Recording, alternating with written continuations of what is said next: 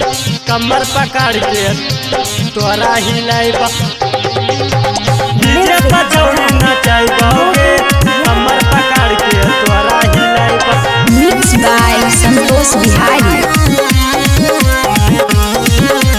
हमर गाँव से चल के बाराती हमर गाँव से चल के बाराती तोर गाँव लेके अलियोगे आ कमर पकड़ के तोरा हिलाइबा डीजे पर छौड़ी नचाइबोगे कमर पकड़ के तोरा हिलाइबा।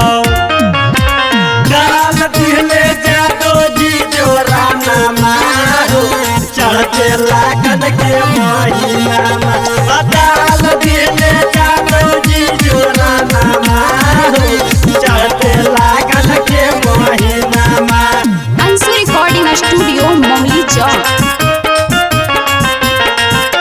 भैया संग तोरा भाऊजी नचता भैया संग तोरा भाऊजी नचता चाचा संग तोरा चाची गे चाचा संग तोरा चाची गे तोरा संगे हमें नचबा ले के हाथा में लाठी गे कमर पकड़ के तोरा हिलाइबा डीजे पर छौड़ी नचाइबोगे कमर पकड़ के तोरा हिलाइबा। चली गे छौड़ी दानु कटोली गलत कुछ ना होई खाली कर तो आटोई खाली कर तो आटोई आखिया मुड़ के तू चुप जाइए थोड़ा से जाइए दूर मजा भरपूर लेबो मजा भरपूर लेबो।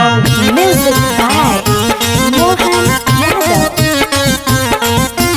अलियो सकुरा से चल के बाराती अलियो सकुरा से चल के बाराती तन को नहीं डराइबोगे तन को नहीं डराइबोगे तोरा घर के सामने डीजे लगा के पुरवा के गाना बजाइबोगे कमर पकड़ के तोरा हिलाइबो डीजे पे छौड़ी नचाइबोगे कमर पकड़ के तोरा हिलाइबो। नैहर से जब ससुर गइलू कई बजे दिया बुतैलू बतार संग काका कैलू बतार संग काका कैलू नैहर से जब ससुर गइलू कई बजे दिया बुतैलू बतार संग काका कैलू बतार संग काका कैलू।